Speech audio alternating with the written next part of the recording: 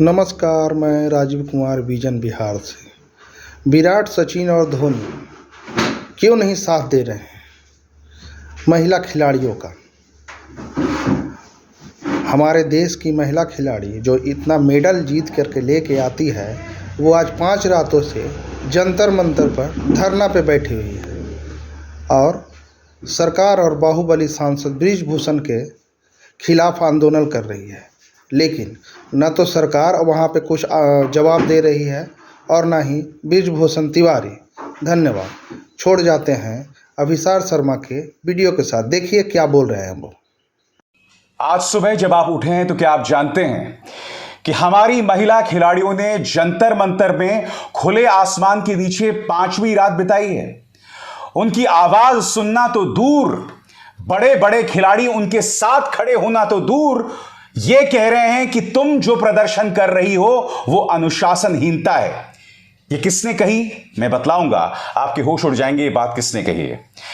मगर आज मेरा सवाल इन 3 लोगों से, विराट कोहली, महेंद्र सिंह धोनी और सचिन तेंदुलकर। मैं आपसे जानना चाहता हूं, आप इस देश के 3 सबसे बड़े सुपरस्टार्स हैं जब हम खेल की बात करते हैं। मैं आपसे जानना चाहता हूं, साक्षी मलिक, विनेश फोगाट, इनके आंसू देखकर आप नहीं पसीजते? वो ढेरों दास्तानें जो सामने उभर कर आ रही हैं कि कम उम्र की लड़कियों पर दबाव डाला गया कि वो लोग रात को बृजभूषण सिंह के पास जाएं, कथित तौर पर। ये मेरे शब्द नहीं है दोस्तों, इंडियन एक्सप्रेस ने जो खबर की है वो शॉकिंग है। वो मैं आपको कुछ देर बाद बतलाऊंगा, आपको इंतजार करना पड़ेगा। मगर मैं पूछना चाहता हूं सचिन तेंदुलकर से कि आखिर क्या वजह है कि आप इस मुद्दे पर खामोश बने हुए हैं? क्या भारत की बेटियों के इस दर्द से आपका दिल नहीं पसीजता? मैं नहीं भूला हूं दोस्तों, जब किसान आंदोलन कर रहे थे, याद है आपको, सिंघू और टीकरी बॉर्डर पर, उस वक्त ग्रेटा थनबर्ग और रिहाना इन लोगों ने ट्वीट किए थे। ग्रेटा थनबर्ग ने कहा था कि किसान जहां आंदोलन कर रहे हैं उन्हें इंटरनेट तक मुहैया नहीं कराया जा रहा है, वहां पर इंटरनेट काट दिया गया है। रिहाना ने सिर्फ इतना कहा था कि दुनिया इसकी चर्चा क्यों नहीं कर रही है। तब आपको याद होगा विदेश मंत्रालय ने कहा था कि भारत का आंतरिक मामला है, और फिर एक टूल किट तैयार हो गया था। इन चेहरों पर गौर कीजिए, अजय देवगन, अक्षय कुमार, सुनील शेट्टी और सचिन तेंदुलकर, सबने एक सुर में, एक भाषा में कहा था कि भारत का आंतरिक मामला है, इसमें दखल मत दो। सचिन तेंदुलकर आपकी स्क्रीन पर, India's sovereignty cannot be compromised. External forces can be spectators but not participants. Indians know India and should decide for India. Let's remain united as a nation. Sachin Tendulkar कह रहे हैं कि भारत की संप्रभुता के साथ किसी तरह का कोई समझौता नहीं हो सकता। बाहरी ताकतें सिर्फ देख सकती हैं, दखल नहीं दे सकती। भारत के मामलों में सिर्फ भारतीय दखल देंगे और उसके अलावा कोई और नहीं। उसी तरह से Ajay Devgan, don't fall for any false propaganda against India और Indian policies. It's important to stay united at this hour without any infighting. बाहरी प्रोपेगेंडा का शिकार ना बने, अजय देवगन कह रहे थे। Akshay Kumar, farmers constitute an extremely important part of our country and the efforts being undertaken to resolve their issues are evident. Let's support an amicable resolution rather than paying attention to anyone creating differences.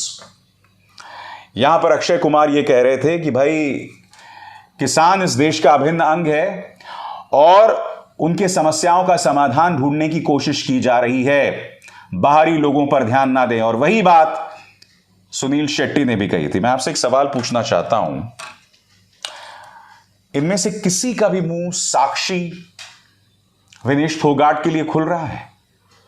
उन अनाम महिला पहलवानों के लिए खुल रहा है जिनका यौन उत्पीड़न किया गया था, जिन पर दबाव डाला गया था रात को सांसद महोदय के पास जाने के लिए? ये मेरे शब्द नहीं है, ये मेरी पड़ताल नहीं है, ये इंडियन एक्सप्रेस की पड़ताल है दोस्तों, कुछ देर बाद बतलाने वाला हूं। मगर सबसे ज्यादा शॉकिंग है दोस्तों पीटी उषा का बयान। जी हां, भारत के इतिहास की सबसे तेज दौड़ने वाली महिला पीटी उषा, उनका यह कहना है कि जिस तरह से महिला खिलाड़ी जंतर मंतर में प्रदर्शन कर रहे हैं, इससे देश की नाक कट रही है और यह अनुशासनहीनता है। क्या दौड़ी हो आप पीटी उषा, क्या दौड़ी हो देश के असली मुद्दों से? मैं नहीं जानता हूं, मुझे अब भी याद है किस तरह से आप अपनी समस्या के लिए इसी तरह से आपने आंसू बहाए थे। आपके कुछ मुद्दे चल रहे थे, आपने आंसू बहाए थे। तब क्या हुआ था बताइए ना? तब अनुशासनहीनता नहीं थी, तब देश की नाक नहीं कट रही थी। अब चूंकि आप व्यवस्था का हिस्सा हैं तो आप इस तरह की बातें कर रही हैं, क्यों? मैं चाहूंगा कि पीटी उषा पर क्या कहा है साक्षी मलिक ने, विनेश फोगाट ने और बजरंग पुनिया ने, एक एक करके मैं चाहूंगा आप उनकी बात सुनिए। उनकी आंखों में आंसू है, हौसले बुलंद हैं, क्या कह रही हैं सुनते हैं। सबसे पहले साक्षी मलिक। ये बात सुन के बहुत दुख हुआ, क्योंकि एक महिला खिलाड़ी हो के वो महिला खिलाड़ियों की नहीं सुन रहे हैं। हम बचपन से उनको फॉलो करते आए हैं, कहीं ना कहीं उनसे इंस्पायर्ड भी हुए हैं कि उन्होंने देश के लिए इतना अच्छा किया है और हमें उनसे प्रेरणा भी मिली है। लेकिन एक महिला हो के अगर वो ये बात बोल सकते हैं ना, तो मतलब कहाँ डिसिप्लिन कर दिया। हम तो शांति से यहाँ बैठे हैं। साक्षी मलिक जिनके आंसू थमने का नाम नहीं ले रहे। आप सुनिए विनेश फोगाट ने क्या कहा, आपकी सुनिए। अगर सड़क पे बैठे हैं तो हमारी कुछ मजबूरियां ही रही होंगी। किसी ने हमारी नहीं सुनी, चाहे स्पोर्ट्स मिनिस्ट्री है, चाहे आईओए है। किसी ने जब नहीं सुना तब हम देश की जनता के सामने आया कि देखो हमारे को कोई नहीं सुन रहा है, हम इतने मेडल्स लेके आ रहे हैं। और पीटी उषा जी का ऐसे बोलना, जिनको हम खुद इतना बड़ा आइकॉन मानते थे, उनका ऐसे बोलना, महिलाओं के प्रति बिल्कुल भी सेंसिटिव नहीं होना। और रही पीटी उषा मैम की बात, मैंने उनको पर्सनली फ़ोन भी किया था कि मैं अपना दर्द साझा कर सकूं कि मैम देखो ऐसे ऐसे बात है, लेकिन उन्होंने फ़ोन भी पिक नहीं किया। पीटी उषा मैम के साथ कुछ ऐसा हुआ होता तो क्या वो इतना लंबा वेट कर लेते? विनेश फोगाट जो जंतर मंतर में कल रात इन्होंने 5वीं रात बिताई, वो अब भी वहां ट्रेनिंग कर रही हैं। उन्हें साथ मिल रहा है बजरंग पुनिया का और कई अन्य पुरुष खिलाड़ियों का भी। क्या कहते हैं बजरंग पुनिया, ये सुनते हैं दोस्तों। खिलाड़ी अपने हक की आवाज उठा रहे तो उनको अनडिसिप्लिन बोला जा रहा है। खिलाड़ियों को तो हमेशा डिसिप्लिन ही सिखाया जाता है, ना कि अनडिसिप्लिन। और मैडम खुद जब ट्वीट कर रही थी तब देश की इज्जत पे कोई बात नहीं आ रही थी। वो भी तो चुपचाप जाके मिल सकती थी। आपके पास तो पावर है, राज्यसभा से आप सांसद भी हैं, आयोग के अध्यक्ष भी हैं, आपके पास तो पावर है। हमारे पास तो कोई पावर भी नहीं है। ये सब पीटी उषा से यही सवाल कर रहे हैं कि जब आपकी समस्याएं आई थी तब तो आप दहाड़े मार मार के रोई थी। उस वक्त क्या हुआ था? क्या वो अनुशासनहीनता नहीं थी आज जब आप ये नसीहत दे रही हैं? मैं आपसे एक सवाल पूछना चाहता हूं दोस्तों। सुप्रीम कोर्ट में जब मोदी सरकार पहुंची तो दिल्ली पुलिस ने और मोदी सरकार के नुमाइंदे तुषार मेहता ने कहा कि अभी हमने एफआईआर इसलिए दर्ज नहीं की है क्योंकि हम शुरुआती जांच कर रहे हैं और जांच के बाद एफआईआर दर्ज होगा। जबकि सुप्रीम कोर्ट में जो ललिता कुमारी केस था उसमें साफ तौर पर लिखा गया था कि जब ऐसे मामले सामने आते हैं तो एफआईआर आपको त्वरित दर्ज करनी चाहिए। मगर मैं आपसे कुछ और पूछना चाहता हूं। याद है आपको, राहुल गांधी के घर पर दिल्ली पुलिस पहुंच गई थी। क्यों? क्योंकि राहुल गांधी ने कहा था कि उनकी मुलाकात कश्मीर की कुछ औरतों से हुई थी और कश्मीर की उन औरतों ने रो रो कर उन्हें बताया था, राहुल गांधी को, पुलिस को नहीं, कि किस तरह से उनका यौन उत्पीड़न हुआ था। यह बात उन महिलाओं ने राहुल गांधी को कही थी। पुलिस राहुल गांधी के पास पहुंच गई, उनसे पूछताछ करने लगी। उन महिलाओं ने पुलिस से नहीं कहा था, और यह ना भूलें दिल्ली पुलिस पहुंची थी राहुल गांधी के पास, जम्मू कश्मीर पुलिस नहीं, दिल्ली पुलिस पहुंची थी। अब मैं आपसे एक सवाल पूछता हूं, इन लोगों ने इतने लंबे समय पहले से शिकायत की हुई है, अब तक एफआईआर दर्ज नहीं हुई, जबकि इन्होंने बाकायदा शिकायत दर्ज की है। मैं आपसे पूछना चाहता हूं क्यों? क्या वजह है? राहुल गांधी के मामले में तो दिल्ली पुलिस इतनी मुस्तैद दिखाई दी, मगर हमारी महिला खिलाड़ी जिनमें कई नाबालिग हैं उनकी ढेरों शिकायतें हैं, दिल्ली पुलिस ने आज तक एफआईआर दर्ज नहीं की। सुप्रीम कोर्ट जाना पड़ा। सुप्रीम कोर्ट के अंदर डीवाई चंद्रचूड़ साहब जो कि चीफ जस्टिस ऑफ इंडिया हैं, उन्हें तल्ख तेवर अपनाने पड़े, तब जाकर होश में आई दिल्ली पुलिस, मगर अब तक एफआईआर दर्ज नहीं है। मैं जानना चाहता हूं क्यों? आखिर क्यों सुप्रीम कोर्ट के अंदर मोदी सरकार बृजभूषण सिंह का बचाव कर रही है? और मैं आपको बता दूं, खेल मंत्री और सूचना और प्रसारण मंत्री ने कितना वाहियात बयान दिया है आपके स्क्रीन पर। वो कहते हैं कुछ खिलाड़ी अगर आज जंतर मंतर पर बैठे, उनके साथ किसने बात की? मैं 12 घंटे उनके साथ बैठा, उनकी बात सुनी, कमेटी बनाई, हम निष्पक्ष जांच चाहते थे, इनके कहने पर बबीता फोगाट को कमेटी में शामिल किया गया। हर किसी को अपनी बात रखने का मौका दिया गया। किसी भी थाने में कोई भी एफआईआर दर्ज करवा सकता है। पुलिस ने कहा कि प्राथमिक जांच के बाद आगे की कार्रवाई करेंगे। मोदी सरकार हमेशा खिलाड़ियों के साथ खड़ी रही। हमारे लिए खेल प्राथमिकता है, जिसके साथ हम कोई समझौता नहीं करेंगे। कोई भी एफआईआर दर्ज करवा सकता है। क्या वाहियात बात आप कह रहे हैं। अनुराग ठाकुर को रालोद के नेता जैन सिंह जो है आईना दिखा रहे हैं। उन्होंने क्या कहा है कि जब एक गंभीर अपराध की चर्चा की जाती है तो वो सीआरपीसी के अंतर्गत, सीआरपीसी के पहले शेड्यूल के अंतर्गत एक कॉग्निजेबल ऑफेंस है। उन्होंने कहा कि ललित कुमारी वर्सेस स्टेट ऑफ यूपी, और यह 2013 का मामला है, उसमें 5 जजों की खंडपीठ ने फैसला सुनाया था जिसमें कहा गया था कि ऐसे मामलों में तुरंत एफआईआर दर्ज होना चाहिए। यह बात जैन सिंह कह रहे हैं। किसको? अनुराग ठाकुर को, जो अब शुरुआती जांच की बात कर रहे हैं। मगर मैं अनुराग ठाकुर से कुछ और पूछना चाहता हूं। आप ये कह रहे हैं कि भाई हमने उनकी तमाम बातें मानी। अब मैं आपको इंडियन एक्सप्रेस की रिपोर्ट के कुछ हिस्से पढ़ के सुनाना चाहूंगा। दोस्तों, मैं चाहूंगा आप उसकी एक एक शब्द पर गौर कीजिएगा, क्योंकि एक एक शब्द सिहरन पैदा करने वाला है। ये लोग लगातार ये शिकायतें कर रहे थे, मगर उनकी बात नहीं सुनी गई। दोस्तों, महिला खिलाड़ियों का डर था कि अगर उन्होंने बृजभूषण शरण सिंह के खिलाफ शिकायत की तो उनका करियर बर्बाद हो जाएगा। इसीलिए वो उस यातना को सहती रहीं, उस टॉर्चर को सहती रहीं। इसीलिए तो साक्षी मलिक की आंखों में आंसू है, इसलिए तो विनेश फोगाट की आंखों में आंसू है। अब मैं आपको सुनवाता हूं कि उनके साथ क्या क्या हुआ था। ये फिजियोथेरेपिस्ट, खिलाड़ियों, महिला खिलाड़ियों के फिजियोथेरेपिस्ट के बयान हैं जो उन्होंने इंडियन एक्सप्रेस को दिए।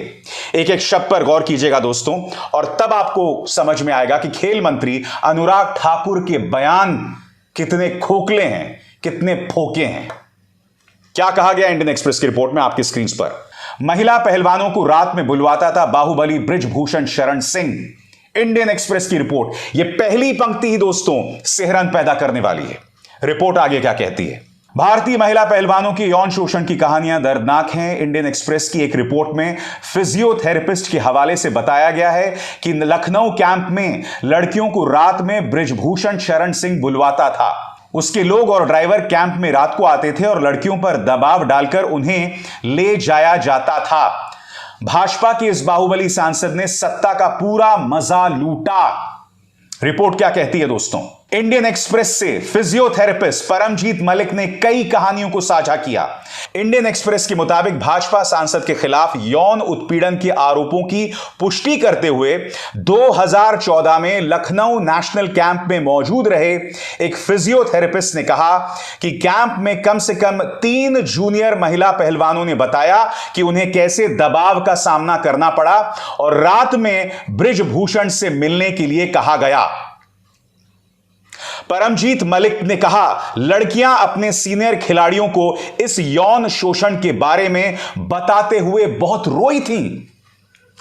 वो लड़कियां लगातार रो रही थीं, दबाव डाला जा रहा था। बृजभूषण शरण सिंह के आदमी आते थे और उन्हें ब्लैकमेल किया जाता था कि अगर तुम हमारी बात नहीं मानोगे तो हम तुम्हारा करियर बर्बाद कर देंगे। ये लड़कियां कहां से आती हैं मैं आपको बताता हूं दोस्तों। गरीब परिवारों से आती हैं।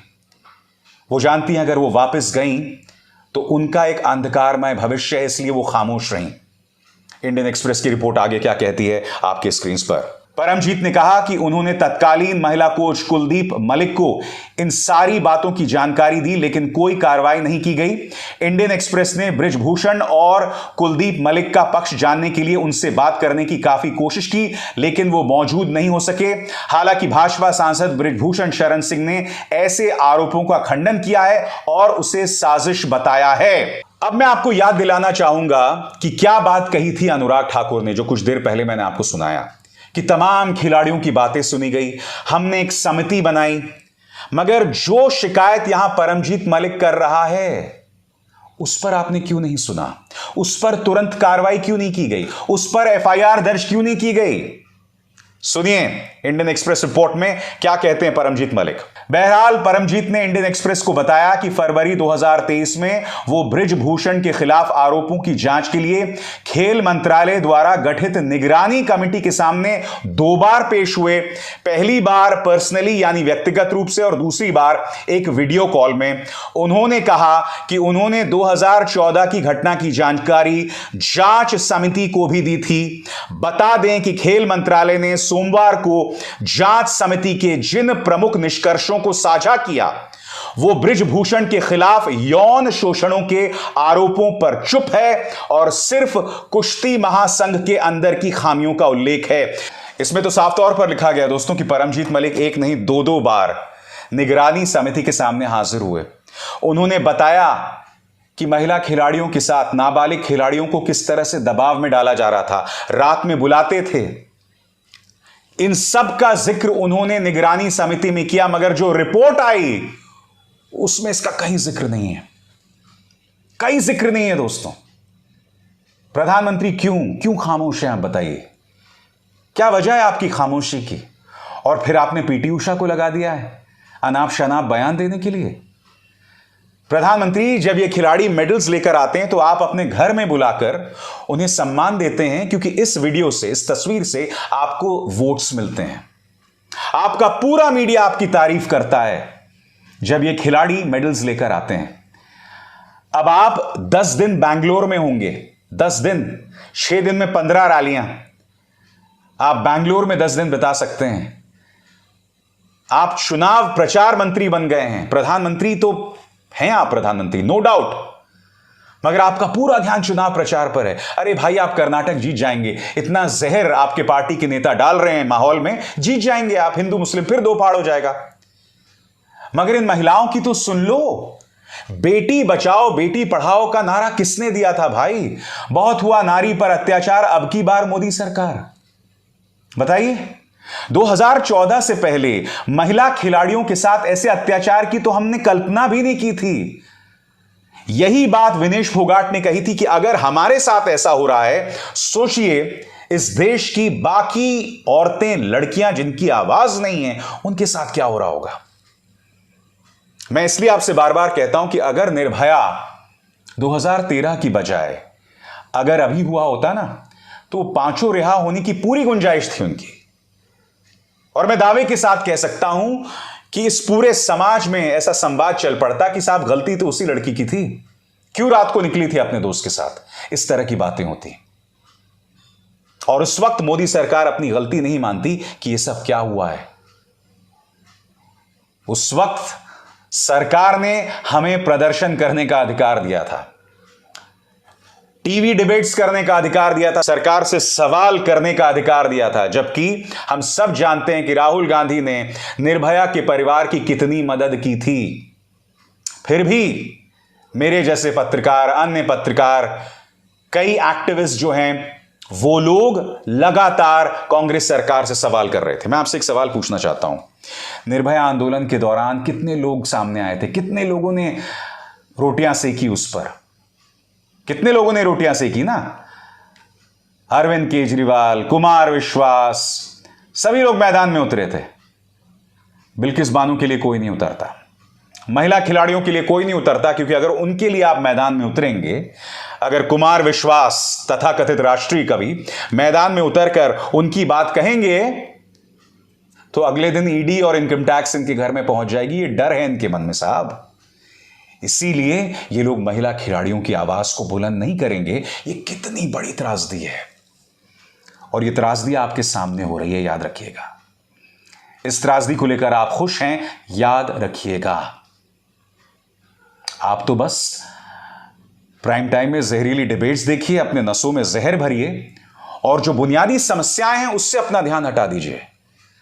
वो बुनियादी समस्याएं जो मुंहबाहे खड़ी हैं, और वो बुनियादी समस्या क्या है कि ये सरकार अपनी जवाबदेही से बचने के लिए जो पीड़ित है उसे अपराधी बना देता है। ढेरों मिसालें हैं, कितनी बार मैं वो मिसालें आपको गिनाऊं। अभिसार शर्मा को दीजिए इजाजत। आपको ये वीडियो कैसा लगा दोस्तों? मेरे चैनल को लाइक एंड सब्सक्राइब जरूर करें और मैसेज में अपनी शिकायत दर्ज कराएं। धन्यवाद।